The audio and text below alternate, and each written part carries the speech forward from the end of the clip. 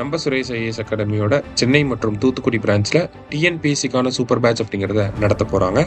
இந்த டிஎன்பிஎஸ்சிக்கான சூப்பர் பேட்ச்சில் வெறும் 50 பேர் மட்டும்தான் செலக்ட் பண்ண போகிறாங்க. இந்த 50 பேரில் நீங்களும் ஒருத்தராக வரணும் அப்படின்னா மே 7ஆம் தேதி நடக்கக்கூடிய ஹைப்ரிட் என்ட்ரன்ஸ் டெஸ்ட்டு நீங்கள் கிளியர் பண்ணணும். அதை கிளியர் பண்ணதுக்கப்புறமா உங்களை பர்சனல் இன்டர்வியூ வச்சு செலக்ட் பண்ண போகிறாங்க.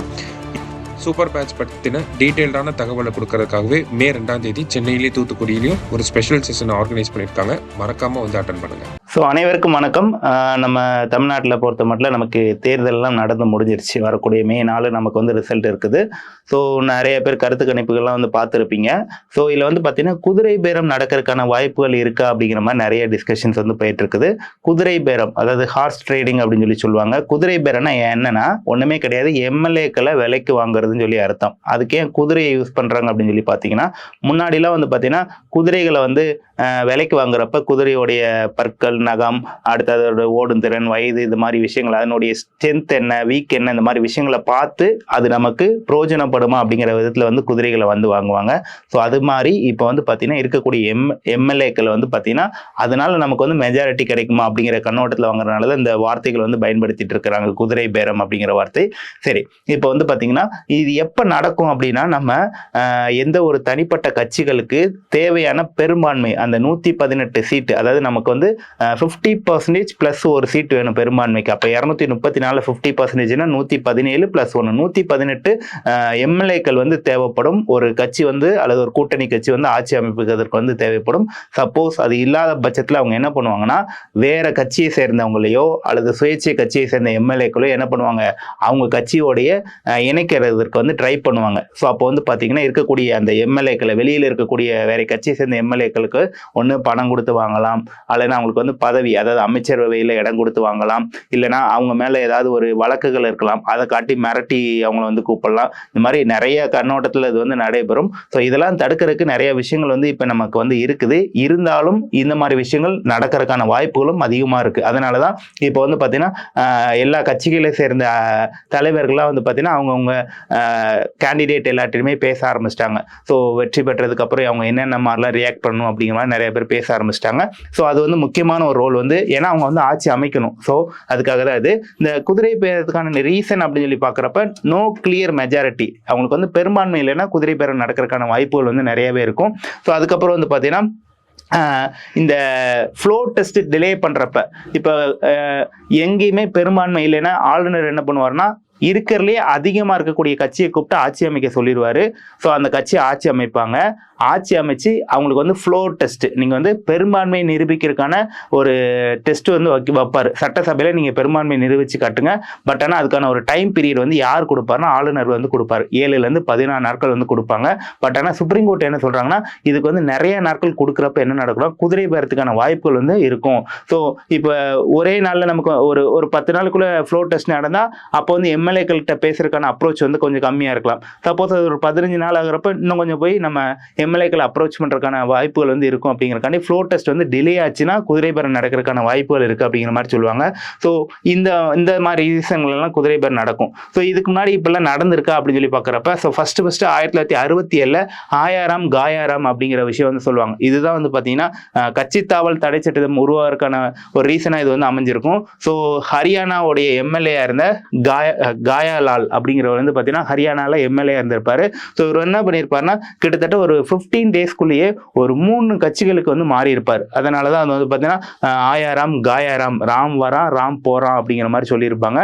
ஸோ 3 கட்சிகளுக்கு வந்து அவர் வந்து இஷ்டத்துக்கு மாறிட்டே இருந்திருப்பார். ஸோ இப்போ வந்து மக்கள் வந்து ஒரு எம்எல்ஏக்கள் வந்து ஓட்டு போடுறப்ப என்ன நம்பிக்கையில் ஓட்டு போட்டிருப்பாங்கன்னா, ஸோ இவர் வந்து பார்த்தீங்கன்னா நமக்காக செய்வார், அவர் என்ன கட்சியை சேர்ந்து இருக்காரோ அந்த கட்சியை மீன் பண்ணி தான் ஒரு மக்கள் வந்து ஓட்டு போட்டிருப்பாங்க. ஸோ மக்கள்கிட்ட ஓட்டை வாங்கி வின் பண்ணதுக்கப்புறம் அவர் வந்து தன்னுடைய போக்கை வந்து மாற்றிக்கிற கூடாது, அந்த கட்சியிலேருந்து மாறக்கூடாது, அந்த கொள்கையிலேருந்து மாறக்கூடாது இல்லையா. ஸோ அதுக்காக தான் கட்சி தாவல் தடை சட்டம் அப்படிங்கிற விஷயமே வந்து கொண்டு வந்திருப்பாங்க. ஸோ அது என்னென்னு அடுத்து பார்ப்போம். இதே மாதிரி கர்நாடகாவில் 2019 நடந்திருக்கும். அதாவது பார்த்தீங்கன்னா காங்கிரஸும் ஜனதா தளமும் இருந்திருப்பாங்க. ஸோ அப்போ என்ன பண்ணியிருப்பாங்கன்னா, கிட்டத்தட்ட ஒரு 16 எம்எல்ஏக்களும் பிஜேபியை சேர்ந்து ஆட்சி அமைச்சிருப்பாங்க. ஸோ இந்த கட்சி தாவல் தடை சட்டம் என்ன சொல்லுதுன்னா, நீங்கள் ஒரு கட்சியை சார்ந்து நின்று வெற்றி பெறுறீங்க, வெற்றி பெற்றதுக்கு அப்புறம் வேற ஒரு கட்சிக்கு மாறுறப்ப உங்களை வந்து எம்எல்ஏ பதவியிலேருந்து பதவி நீக்கம் செய்யறதுக்கான அதிகாரம் வந்து நமக்கு வந்து கொடுத்துருக்குறாங்க. ஸோ ஆனால் அப்படி மாறுறப்ப ஒரு கட்சியிலேருந்து 2/3 ஆஃப் மெம்பர் மாறுறப்ப கட்சி தாவல் தடை சட்டம் அந்த இடத்துல இன்வால்வ் ஆகாது. 2/3 ஆஃப் எம்எல்ஏக்கள்னா இப்போ எக்ஸாம்பிளுக்கு ஒரு கட்சியில் 30 பேர் இருக்காங்கன்னு வச்சுக்கோங்களேன். இந்த 30 பேரும் ஒரே கட்சியை சேர்ந்த நபர்கள். இதுல இருந்து ஒரு 10 பேர் வெளியே வந்து இன்னொரு கட்சியில சேர்றாங்க. எப்பனா ஆஃப்டர் ரிசல்ட்டுக்கு அப்புறம், எம்எல்ஏ ஆனதுக்கு அப்புறம் ஒரு 10 பேர் வெளியே வந்து இன்னொரு கட்சியில சேர்றாங்கன்னா அந்த இடத்துல அந்த 10 பேரையும் தகுதி நீக்கிறதுக்கான ப்ரொவிஷன்ஸ் வந்து கட்சி தாவல் தடை சட்டத்துல இருக்குது.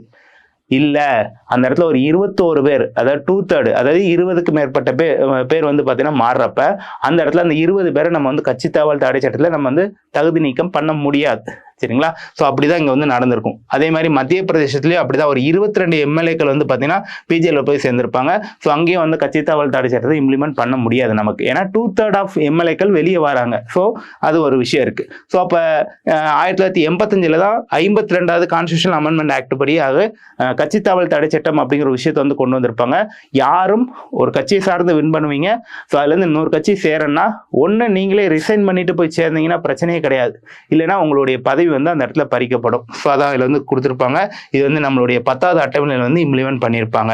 ஸோ அந்த 10வது அட்டவணையில் இருக்கக்கூடிய கட்சி தாவல் தடை சட்டத்தில் என்ன சொல்லியிருப்பாங்கன்னா, volunteer giving up party membership, அதாவது நம்மளே என்ன பண்ணலாம், ஒரு கட்சியிலேருந்து தன்னுடைய கட்சி சார்ந்த எம்எல்ஏக்களை நம்ம வந்து விட்டுட்டு இன்னொரு கட்சியில் போய் சேர்ந்தால் நமக்கு பிரச்சனையே கிடையாது. அப்படி இல்லாமல் நம்ம எம்எல்ஏ பதவியோட இன்னொரு கட்சியில் போய் சேர்ந்தோன்னா நம்ம மேலே இந்த ஆன்டி டிஃபெக்ஷன் லா இம்ப்ளிமெண்ட் பண்ணி நம்மளுடைய எம்எல்ஏ பதவியை பிடுங்கிடுவாங்க. இந்த இடத்துல நடக்கும். இல்லைன்னா நம்ம சட்டசபையில் ஓட்டு போடுறப்ப நம்ம கட்சியோடைய கொறடா சொன்ன இதுக்கு ஆப்போசிட்டாக நம்ம வந்து ஓட்டு போட்டோம்னா அந்த இடத்துல நம்ம ஆன்டி டிஃபெக்ஷன் லா வந்து யூஸ் பண்ணிக்கலாம். ஸோ அதுக்காக தான் அந்த விஷயம் வந்து கொண்டு வந்திருப்பாங்க. ஸோ இது மாதிரி இண்டிபெண்டன்ட் கேண்டிடேட்டுக்கு பொறுத்த மட்டும், அதாவது சுயேட்சையாக வெற்றி பெறவங்க அவங்க வந்து பார்த்தீங்கன்னா என்ன பண்ணக்கூடாதுன்னா ஆஃப்டர் எலெக்ஷனுக்கு அப்புறம் எந்த கட்சியிலையுமே சேரக்கூடாது. ஏன்னா அவர் சுயேட்சையா இருக்கிறனால தான் அவருக்கு வந்து ஓட்டு போட்டு மக்கள் ஜெயிக்க வச்சிருப்பாங்க. ஸோ அதனால அதுக்கு அடுத்து வந்து அவர் வந்து சேரக்கூடாது அப்படிங்கிற மாதிரி ரூல்ஸ் வச்சிருக்கிறாங்க. இதே நேரத்தில் நாமினேட்டட் மெம்பர், அதாவது தேர்ந்தெடுக்கப்பட்ட மெம்பராக இருக்கும் பட்சத்தில் 6 மாசத்துக்குள்ள அவர் என்ன பண்ணிக்கலாம், இன்னொரு கட்சியில் சேரலாம். அதுக்கப்புறம் அவர் என்ன கூட பண்ணக்கூடாது, சேரக்கூடாது அப்படிங்கிற மாதிரி வச்சிருக்கிறாங்க. ஸோ இதே மாதிரி மெர்ஜர் ப்ரொவிஷன்ஸ், நம்ம வந்து இப்போ ஒரு கட்சியில் 2/3 ஆஃப் மெம்பர் ஒரு குரூப் ஆஃப் பீப்புள் வந்து பார்த்தீங்கன்னா 2/3 போய் இன்னொரு கட்சியில் சேர்ந்தாங்கன்னா அந்த இடத்துல நம்ம கட்சி தாவல் தடை சட்டத்தை இம்ப்ளிமெண்ட் பண்ண முடியாது. பட் ஆனால் அது வந்து 1/3 சொல்லி முன்னாடி இருந்துச்சு. அதாவது 30 பேர் இருக்காங்கன்னா 10 பேர் போனா கூட அந்த இடத்துல கட்சி தாவல் தடை சட்டத்தை நம்ம வந்து இம்ப்ளிமெண்ட் பண்ண முடியாது. அவங்க 10 பேர் இன்னொரு கட்சியில போய் சேர்ந்துக்கலாம். ஈஸியாக அவங்க வந்து மெஜாரிட்டி வந்து ப்ரூவ் பண்ணிக்கிடுவாங்க ஆப்போனண்ட். ஸோ அது வந்து 91st அமெண்ட்மெண்ட் என்ன பண்ணிட்டாங்கன்னா 2/3 அப்படின்னு சொல்லி நமக்கு வந்து மாத்திட்டாங்க. ஸோ இந்த மாதிரி 2/3 ஆஃப் மெம்பர், ஒரு 30 பேர் வெற்றி பெற்ற ஒரு கட்சியில இருந்து ஒரு 20 பேர் இன்னொரு கட்சிக்கு போறாங்க அப்படிங்கிற பட்சத்தில் அந்த இடத்துல கட்சி தாவல் தடை சட்டத்தை நம்ம இம்ப்ளிமெண்ட் பண்ண முடியாது. சப்போஸ் அந்த இடத்துல ஒரு 19 பேரோ 18 பேரோ போறாங்கன்னா அந்த 18 பேரையும் எம்எல்ஏ பதவியில இருந்து நம்ம வந்து தகுதி நீக்கம் பண்ணலாம். எதன் அடிப்படையில், நம்மளுடைய ஆன்டி டிஃபெக்ஷன் லா, அதாவது கட்சி தாவல் தடை சட்டத்தின் அடிப்படையில். இது யார் இம்ப்ளிமெண்ட் பண்ணுவார்னா நம்மளுடைய சபாநாயகர் தான் இது வந்து இம்ப்ளிமெண்ட் பண்ணுவாங்க.